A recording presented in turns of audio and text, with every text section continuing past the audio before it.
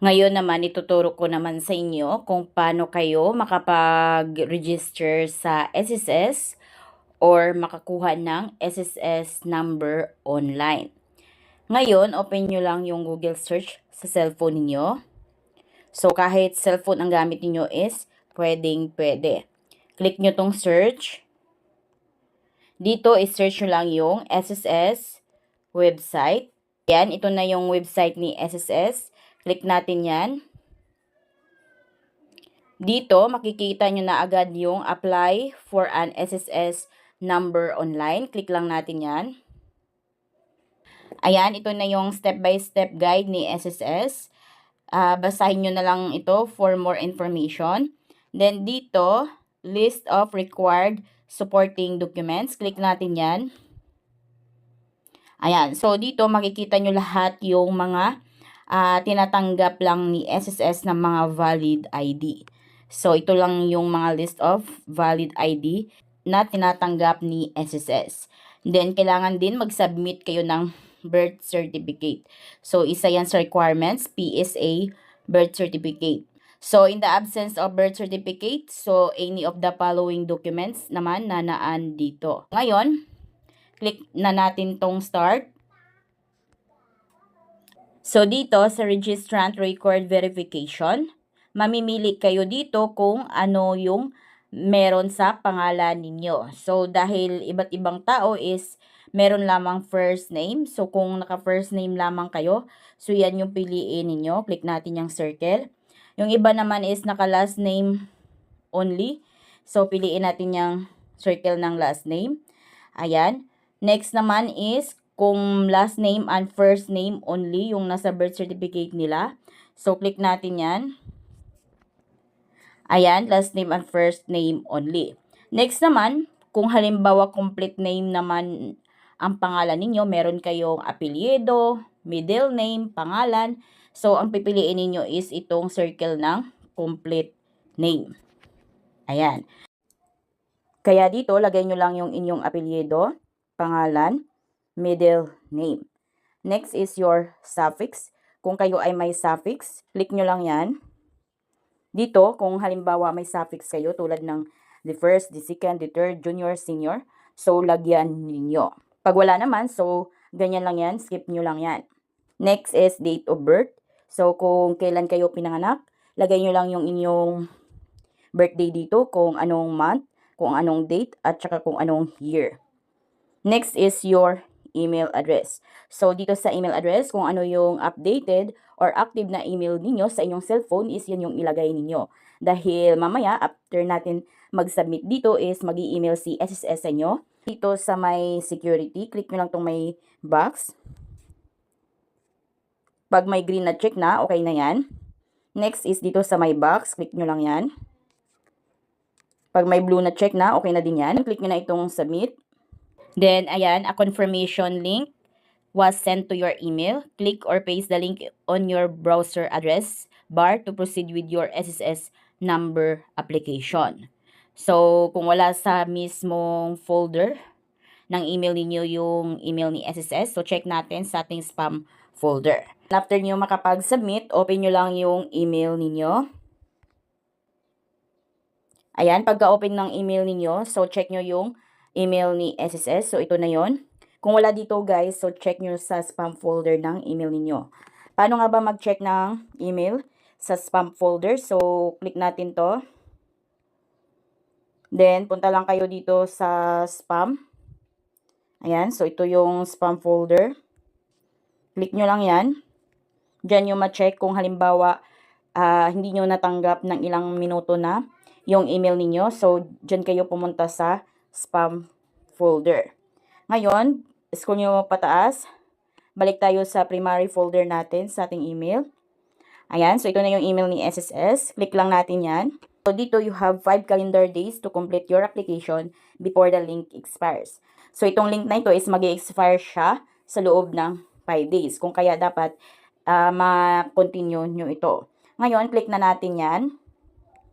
Dito sa may sex, mamimili lamang kayo kung kayo ay female ba or male. Kung kayo ay babae, so piliin natin yung circle ng female.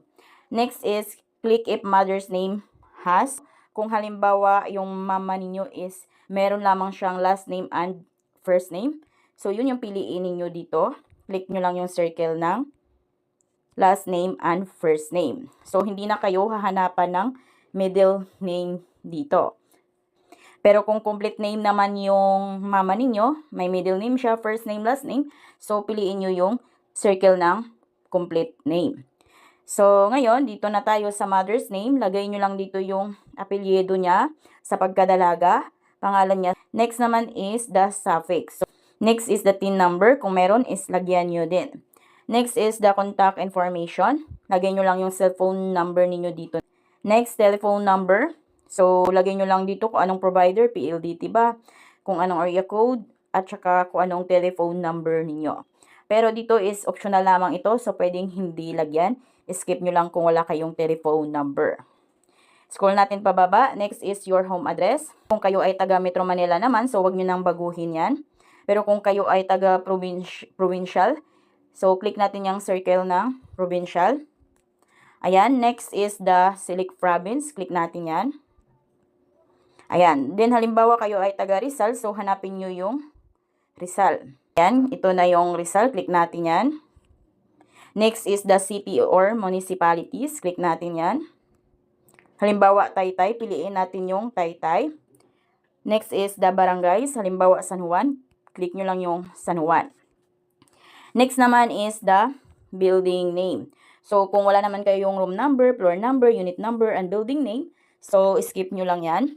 Next is house number or lot and block number. Next is the street name. Next naman is the subdivision. So, hindi naman lahat nakatira sa subdivision. So, pwedeng skip nyo lang yan. Huwag nyong lagyan.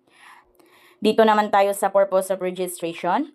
Dito, mamimili kayo kung for employment ba, for self-employed, OFW, non-working spouse, claimant, kayo ng SSS benefits, or kaya survivor, pensioner, or guardian. So, mamimili lamang kayo dyan. Pipiliin ko is self-employed. Click natin yan. Ayan. Pag once na self-employed yung pipiliin ninyo, hahanapan kayo ng profession or business. Then, kung magkano nga ba yung estimated monthly earnings ninyo. Click lang natin ito. Pag click nyo yan, halimbawa, i-type nyo is A. Ayan, lalabas na agad lahat ng profession or business ng under ng my A. So, hanapin nyo lang dito yung applicable sa inyo. Ayan, machine operators. Ayan, so ang daming mapagpipilian. So, andito na lahat ng profession or business. Pag halimbawa naman, kung kayo ay vendor, so, dyan, type nyo lang vendor. Ayan, street vendors. Ayan, so, pipiliin nyo. Sa akin is admin. Ayan, lalabas na agad lahat ng may admin dyan. So, pipiliin ko tong administrative and executive secretaries. Click natin yan. Ayan, then the estimated monthly earnings. So, lagay natin halimbawa up to 30,000. After nyan, click na natin tong next. Ayan. Dito naman is the social status naman. Dito, click lang natin tong marital status. Kung kayo ay single, so piliin natin yung single. Nationality, Filipino, so okay na yan. Next, religion. Click natin to, select religion. Halimbawa kayo ay Christian, piliin nyo yung Christian. Next naman is the place of birth. So, saan nga ba kayo pinanganak? Halimbawa, Philippines, so okay na yan. Next, kung Metro Manila or province ba? Halimbawa, Metro Manila, nyo na itong baguhin. Kung halimbawa naman, provincial, click nyo lang tong provincial. Ayan, then click nyo tong select province. Halimbawa, Rizal, so hanapin nyo dito yung Rizal. Kung anong city or municipality, click natin to. Halimbawa, Taytay, piliin nyo yung Taytay. Ngayon, click nyo na itong next. Dito naman, fill out nyo lang yung mga information na dapat nyong fill upan dito. Your beneficiaries, mother's name, at saka kung may mga anak kayo, so lagay nyo lang dito. At saka kung may mga beneficiaries kayo dito, dagdag nyo na din, lagay nyo lang din. Sa father's name, kailangan nyo maglagay ng pangalan ng papa ninyo. Pero dito naman sa mga children's and beneficiaries. So, pwede nyong hindi yan lagyan. Click na natin tong next. Dito naman, lagay lang natin yung ating preferred user ID. So, ito na yung user ID natin, kada login natin sa ating SSS account. Then, dito, lagay nyo lang yung inyong height at saka yung timbang ninyo, yung weight ninyo. Sa baba, nakalagay na UMID Pay Card application is optional. But then, nakalagay din dito na undergoing system enhancement is hindi pa pwede or available yung pagkuha ng UMID Pay Card sa ngayon. Don't click next. Bago kayo mag-generate dito ng SSS number ninyo, double check nyo kung tama ba lahat ng information na nalagay dito. Then, pag tama na, click nyo na itong generate SSS number. Then click yes. So, pag once na mag-submit kayo, halimbawa birth certificate, click nyo lang tong birth certificate. Ayan, then choose file. Click natin yan. Then, click media picker. Then, hanapin nyo yung inyong birth certificate. Ayan, na-attach na natin yung ating birth certificate. So, dapat yung birth certificate na pinicturean ninyo is dapat, ang format niya is JPEG or PDF. Maximum file size niya is 3 MB. Ngayon, click na natin tong submit. Then, click proceed. Ayan guys, congratulations! You have successfully applied for an SSS number. So guys, ito na yung registration information natin. Ito na yung ating SSS number. Click natin yung done. Then after nun guys, makatanggap kayo ng ganitong email galing kay SSS. So, ito na yung user ID ninyo. Ngayon, click nyo lang tong clicking here para ma-activate na agad yung SSS account ninyo online. Click natin yan. Ayan, tapos lagay nyo dito yung inyong SSS number na ginawa ninyo kanina. So, kung halimbawa di nyo na screenshot or hindi nyo na i-download yung inyong SSS number kanina, so, mag-i-email naman si SSS sa inyo. So, back muna tayo. Ito yung email ni SSS number online application. So, dito makikita nyo agad yung tulad kanina, kung hindi nyo na i-download yung transaction number or personal record or SSS number slip. So, ito na yung record natin. Ngayon, click nyo lang tong download sign para may copy kayo. Balik tayo doon sa ating email. Ngayon, click natin tong clicking here. Ayan, ngayon, lagay natin yung last 6 digits of our SSS number. Then, click natin to. Mag-create na tayo ng ating password. Confirm password. So, dapat match yung dalawa. Then, click next. Ngayon, pwede na tayong makapag-login sa ating bagong SSS account. So, ganun lang guys kung paano kayo magkaroon ng inyong SSS number online.